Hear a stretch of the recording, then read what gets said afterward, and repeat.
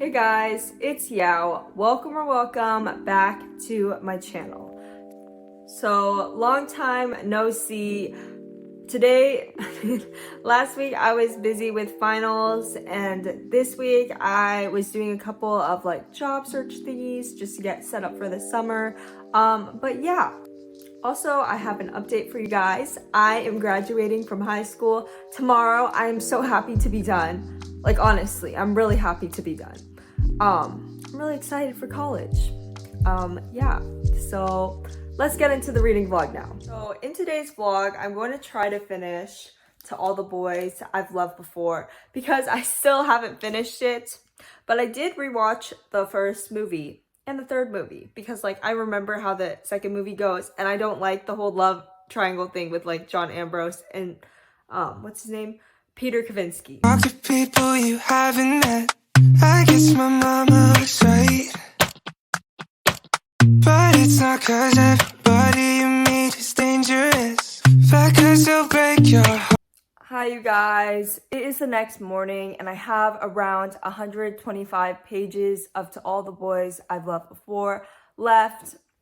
I'm really wanting to finish this book because so far it's been boring and directionless.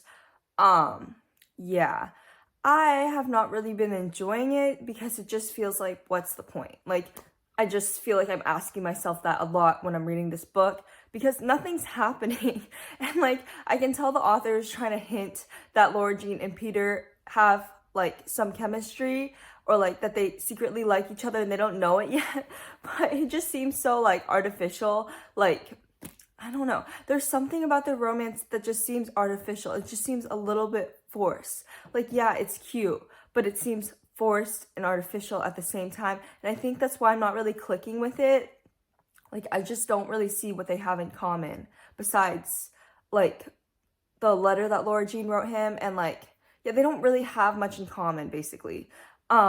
So yeah, I don't know, we'll see if it gets better, but so far I think this will be probably a 2.5 stars, unfortunately, just because I'm not really feeling the chemistry between them.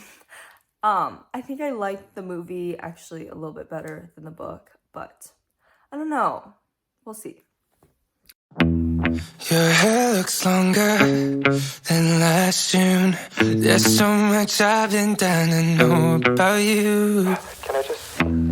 But we've been distant. Is it too soon to call pretending it's to ask you what's new? And I hope we haven't lost our way, 'cause it feels that way to me. But I know that when I see you, oh, I never wanna leave. So don't be so mad, I know that it's easier said than done, and it feels like it's hopeless. I'm begging you, please hold on. Maybe the reason toss and I turn and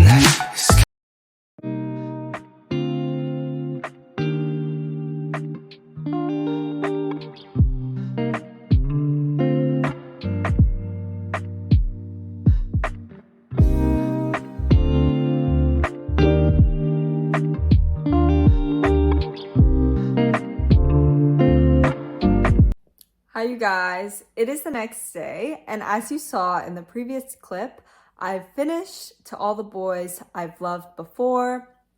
So now I'm going to give you guys my honest thoughts and opinions, give you a review basically. And happy Pride Month, by the way. Yeah, so I gave this 2.5 stars like I predicted I would, and oh boy, I really regret reading this book because it was such a waste of time. It was just I just feel so exasperated with it that I don't even have anything to say. I'm just glad it's over.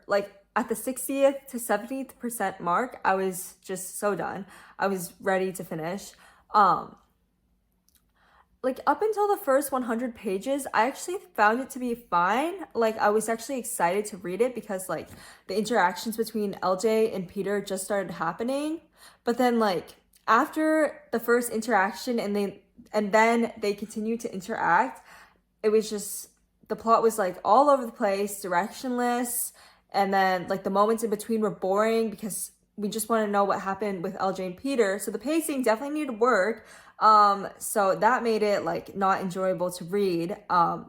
Also the romance felt superficial, and it just felt like there was nothing, like there was no reason for them to be together in the first place. So that was just confusing. Yeah, basically I did not like this at all. Or not at all. I did not really like this. I ended up giving it 2.5 stars because like the vibe was pretty cozy despite it being boring. Like the vibe in the book was okay. And then there was definitely some problematic things. Like there was like this not like other girls thing happening. And then there was also like there's a mention of like bipolar at the beginning, but like it was done in like an inappropriate way. Like, yeah, there's definitely some problematic things in here. So yeah, that's my review.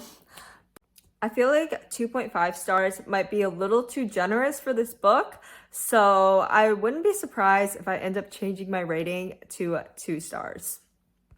I know this book is like kind of popular. It has like polarizing reviews, so this is nothing against people who like this book, but this is just my opinion, and I'm gonna express how I think and feel about this book, honestly.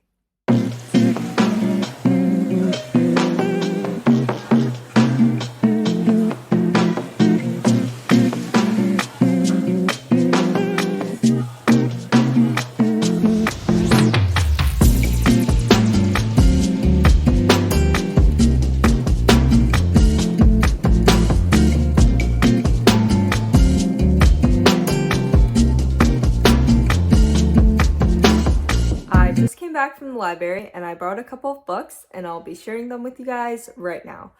So I found this one in like the section where they put, I don't know what the section is, but there's like a lot of new release books there.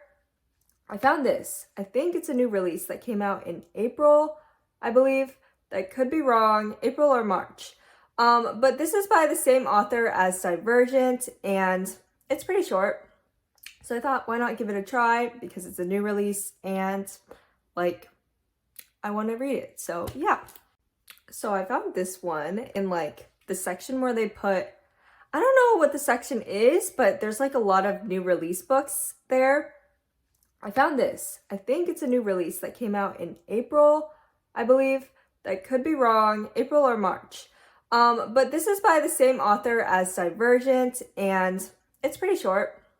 So I thought, why not give it a try, because it's a new release and like I want to read it. So yeah. The reason why I don't know what the section is because it doesn't just have new release books, it has like other books too. So that's why. Today I also picked up a hold. I placed a hold on this book called Tokyo Ever After, and I heard it's like Princess Diaries meets Crazy Rich Asians, so it sounds super fun. Just as I was about to leave the library, I also picked up Hood Feminism, and I read like lines inside this book, and I also saw the Goodreads rating, which by the way is very high, and I can tell that I will probably like this book a lot. It just like lit a fire inside me. It made me like feel like very strongly about like certain issues. I feel like it's one of those books that talks about things that like need to be talked about and does so in like a really empowering way for like marginalized groups. Okay, lighting a fire inside of me, that sounds really dramatic, but like it just made me feel like very strongly about certain topics. Yeah. And then finally, I also picked up A Caribbean Mystery by Agatha Christie. Not much to say about this one other than one, her books have racism in them, like some of her books, so I'm gonna keep an eye out for that. And number two, this seems like a fun and tropical mystery.